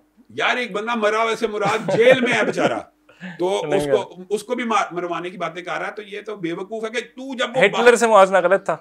मैं कहता हूँ 100% गलत है ये बातें कर रहा है। ये जो यू टर्न इसके सियासी तौर पे वो भी ब्लंडर दी। अच्छा, वैसे एक और चीज़ इसी से लिंक्ड अप है, इमरान खान को इमरान रियाज भाई को भगोड़ा कहना जो है, वैसे पूछ रहा हूँ वो जायज़ है आपके ख्याल में? नहीं जायज़, नहीं जायज़ यार। ये मैं कहता हूँ भगोड़ा, अब मैं कहता हूँ इसका अंदाज़े तखातुब नहीं जायज़। बुनियादी तौर पर किसी को भी नहीं कहना चाहिए यार, तमीज़ से कहना चाहिए। तमीज़ भी तो कोई चीज़ है। वही इमरान रियाज है जिनको अपना स्टूडेंट कहता था, वही आफ्ताब इकबाल है। उन्होंने इसका भांडा फोड़ दिया कि कौन से हम तुम्हारे स्टूडेंट हैं, आपसे कुछ सीख लिया। अगर आपकी कोई तकरीर सुन ली तो उससे बंदा स्टूडेंट नहीं बन जाता। भगोड़ा कहना ये तो यार वैसे ही यार, ये कोई वैसे जो जनरली अगर जाने तो पाकिस्तान के इधर वो ऑडियंस जो कि कहती है कि पहले तो कहता था कि हम टक्कर के लोग हैं, इमरान रियाज को ताना देते हैं, और अब भाग गया भगोड़ा है। उसके अंदर अगर अपनी सिंस मतलब इस्लाम के एतबार से नबी करीम सल्लल्लाहु अलैहि वसल्लम की जो हिजरत की मिसाल दी जाती है, क्या वो लिंक अप हो सकती है? यार ये देखे ना, ये तो फिर मजहबी टच आ गया। देखे सियासी जिद्दोजहदें नहीं होती। हामिद मीर साहब ने किसी दौर में, या शोरश काश्मीरी ने, या फैद अहमद फैद ने, या हबीब जालब ने, ये मजहबी लोग थे। इन्होंने जिद्दोजहद की है ना यार। तो इन्होंने अपनी जिद्दोजहद में मजहबी टच डाला है? कभी नहीं डाला। हम जमहूरियत के लिए खड़े हैं। मैं कहता हूँ वो जो GS क्या उसका नाम था, सिंध में होता था, GS सिंध का नारा लगा रहा है, GM सैयद, उसने कभी मजहबी टच दिया? यार अकबर बुख्ती ने कभी मजहबी टच दिया? ये अपने मौके पे खड़े होने वाले लोग थे। लोग जानते हैं कि अपने मौके पे खड़े होने वाले लोग थे। मौकफ पे खड़े हैं, बस किसी और जगह पे जाके खड़े हैं, ज़्यादा प्रॉब्लम।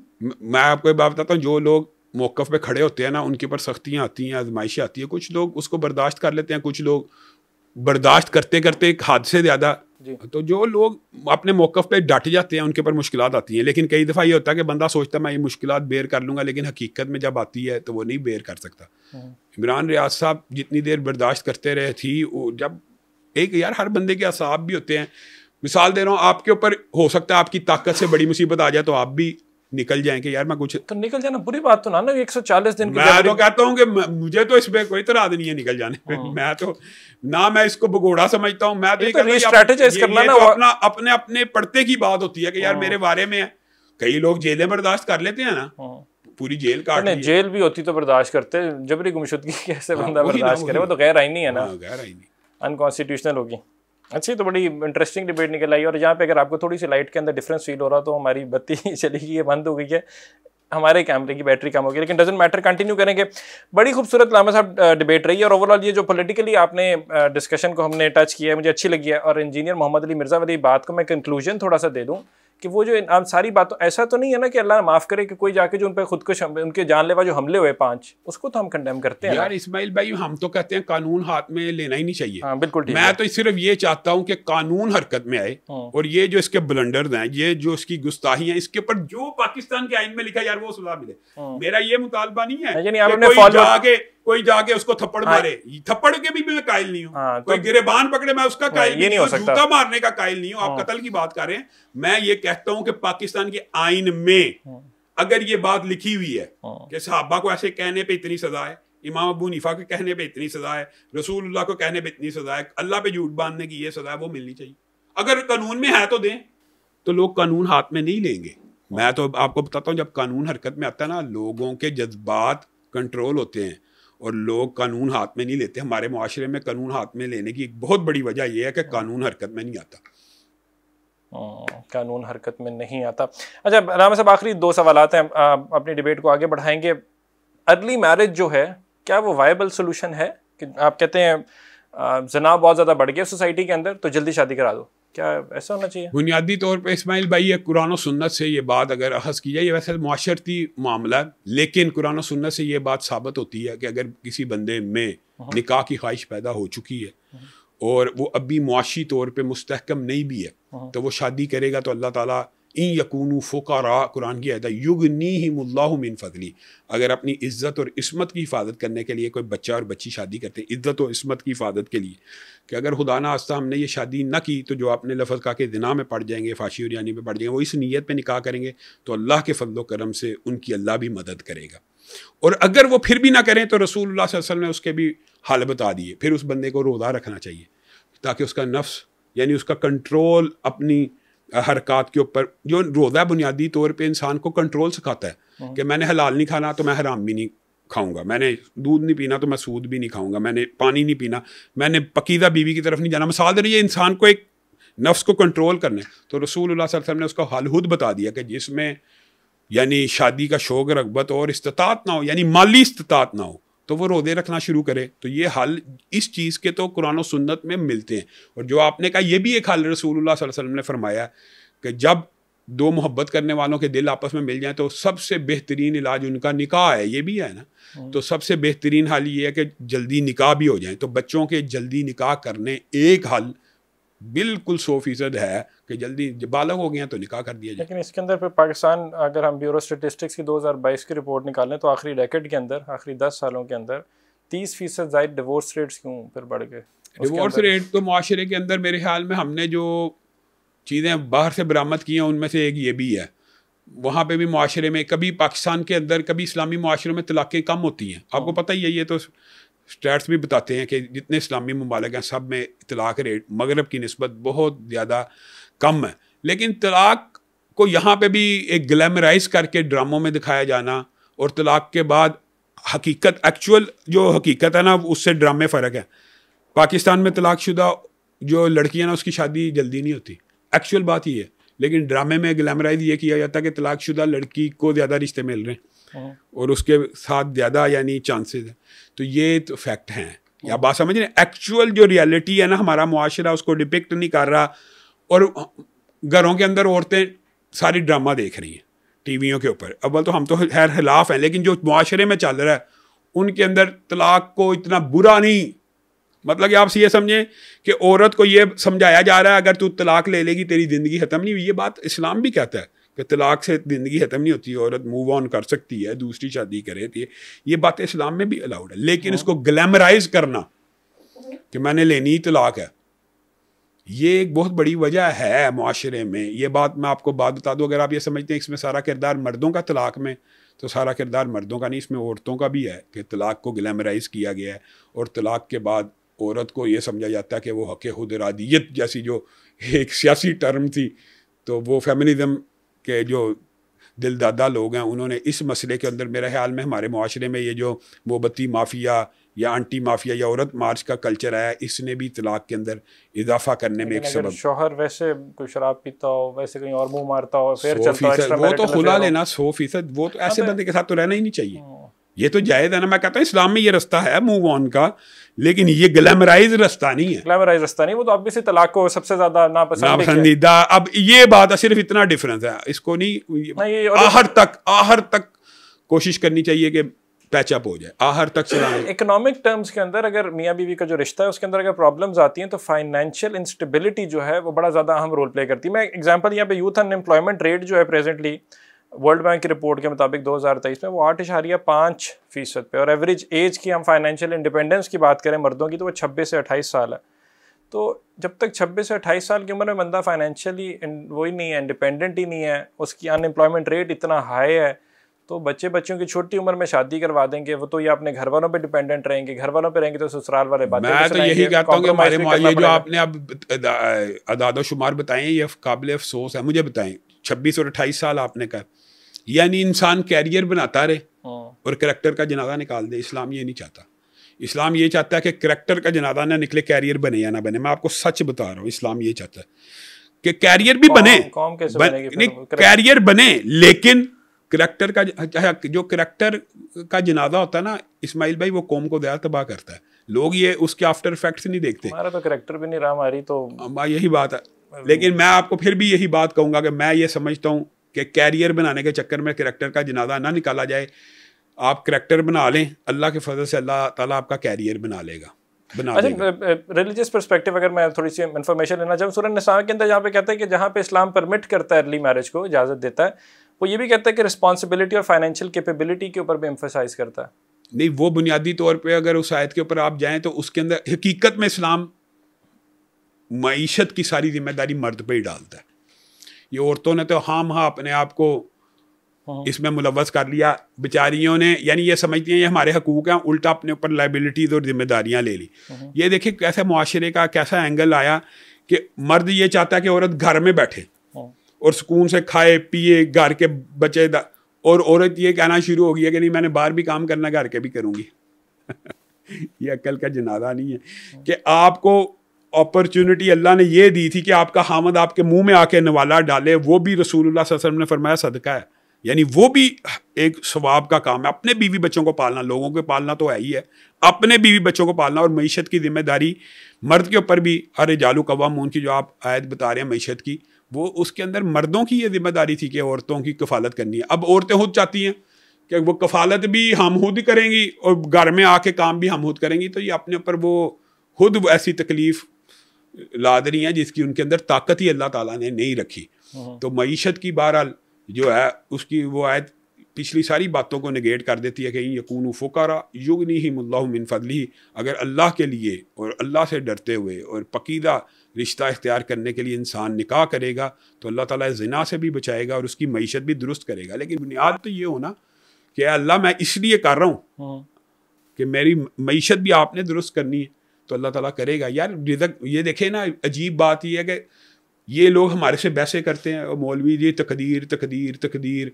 अल्लाह ताला कुरान पाक में कहता है वो मा मिन दाब्बतिन फिल अर्दि इल्ला अलल्लाहि रिज़्क़ुहा, हर बंदे का रिज़्क़ अल्लाह ताला ने लिख दिया, तो अल्लाह ताला ने लिखा होगा मिलेगा। ये रिस्क जो मिलना है इसके लिए इंसान भी कोई चीज़ पढ़ सकता है, कोई सूरत सुन सकता है, कोई चीज़ है। बिल्कुल, रिज़्क़ के जो बहुत से वज़ाइफ हैं उनमें तस्बीहात हैं, उसमें दुरूद पाक है, आसान चीज़ हो, आसानी कोई सुन रहा है, 1 मिनट की शॉर्ट बनेगी इसकी, वो कोई सुन रहा हो, सुबहान अल्लाहि वल्हम्दुलिल्लाहि वला इलाहा इल्लल्लाहु वल्लाहु अकबर वला हौला वला कुव्वता इल्ला बिल्लाह अस्तगफिरुल्लाह व अतूबु इलैहि। ये 7 कलिमात हैं, जो बंदा पढ़ेगा, पढ़ता रहे, रिज़्क़ हलाल वाफर बारिश होगी। और सूरह मुज़म्मिल का भी इसके अंदर रोल होता है। मैं कहता हूँ जो भी कुरान की आयात रिज़्क़ के हवाले से है ना, जो आपको मुजरबात मिले उसको आप आज़मा के देख लें। कुरान पाक से साबित है, तस्बीहात से रिज़्क़ मिलता है, इस्तिग़फ़ार से रिज़्क़ मिलता है। यानी ये कुरान पाक की आयात के तर्जुमे हैं। ये उलमा ने ये जो मैंने 7 कलमे बताए हैं, इन 7 के 7 कलमों के अंदर रिज़्क़ मौजूद है। तो रिज़्क़ मिलता क्यों नहीं मिलता? मैं आपको एक बात बताता हूँ, हमसे ही बहस करते हैं लोग कभी दफ़ा यूनिवर्सिटियों में, अल्लामा साहब अगर जन्नत जहन्नम लिख दी है तो फिर नेकी के रास्ते पे चलने का क्या फ़ायदा? मैं कहता हूँ जैसे आप मुझसे सवाल पूछें, मैं आपसे पूछता हूँ रिज़्क़ लिख दिया गया, आप घर से निकलते क्यों हैं रिज़्क़ लेने? वहाँ पे आप तकदीर को कहते हैं कि हम निकलेंगे तो मिलेगा, तो फिर आप नेकी के रास्ते पे चलेंगे तो आपको जन्नत भी मिल जाएगी।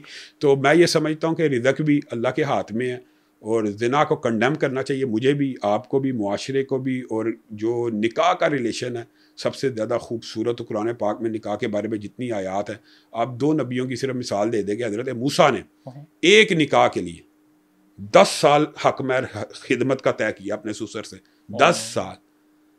और हज़रत यूसुफ ने एक जिना से बचने के लिए 10 साल कैद खाने में जाना गवारा कर लिया। आपके ख्याल में ये कोई बात ही नहीं है? 10 साल कैद काटी है एक जिना से बचने के लिए, और वो एक निकाह के लिए हज़रत मूसा ने 10 साल खिदमत की है। तो यहाँ से ये बात साबित होती है ये बड़ी अजमत वाली चीज़ें हैं। इंसान जिना से बच जाए, निकाह के रास्ते पे चल पड़े तो अल्लाह ताला बरकत डालेगा। ठीक है, गुड नफलाम साहब, आखिरी छोटी सी बात, यूथ जो है मिसइन्फॉर्म्ड है, अनअवेयर है, या ठीक है सही जा रही है? मैं ये समझता हूँ कि मुआशरे में सोशल मीडिया की वजह से नॉलेज बढ़ा है, लेकिन यूथ को नॉलेज हासिल करना चाहिए, उसको पढ़ना चाहिए, उसको देखना चाहिए, उसको ये देखना चाहिए मैं अगर कोई बात कर रहा हूँ, मेरी बात कुरान हदीस के मुताबिक है तो ले, अगर मेरी बात कुरान हदीस के मुताबिक नहीं है तो दीवार पे दे मारे। अगर ये कुलिया पूरी यूथ अप्लाई कर ले पाकिस्तान की हर शख्सियत और दुनिया की हर शख्सियत के बारे में कि इसकी बात अगर कुरान और सुन्नत के मुताबिक हुई तो कबूल करेंगे, कुरान और सुन्नत के मुखालिफ हुई तो दीवार पे दे मारेंगे, तो मुआशरा सीधा हो जाएगा। सोशली और पॉलिटिकली वैसे वेल इन्फॉर्म्ड है, मिसगाइडेड है या अवेयर है?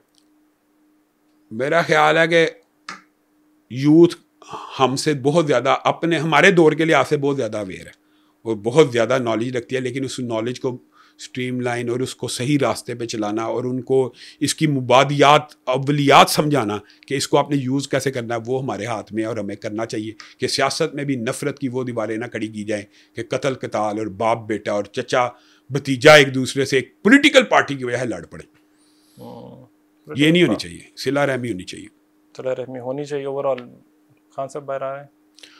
खान साहब को अल्लाह ही जानता है, गैब का इल्म तो अल्लाह के पास है, लेकिन बज़ाहिर ये लगता है कि खान साहब अब बाहर नहीं आएंगे। अब बाहर आएंगे ही नहीं? मतलब जब तक ये हैं तब तक तो नहीं आएंगे, जब ये जाएंगे तब आ जाएंगे। चलो कॉन्टेंट अब इस पे मैं और डिबेट नहीं करता। थैंक यू सो मच लामा साहब, बहुत बहुत शुक्रिया आपका। This has been one wonderful discussion. आपका हमें अच्छा मजाज ये अच्छा लगता है कि आप कोई भी सवाल होता है उससे पीछे नहीं हटते, उसको जवाब देते हैं और खुल के बात करते हैं, अच्छा लगता है। बाकी अगर कुछ काट देंगे तो मेरे कंट्रोल में भी नहीं है। जज़ाकल्लाह जी। मैं इस्माइल कासिम को इजाज़त दीजिए, अपना बहुत सारा ख्याल रखिए। Until next time.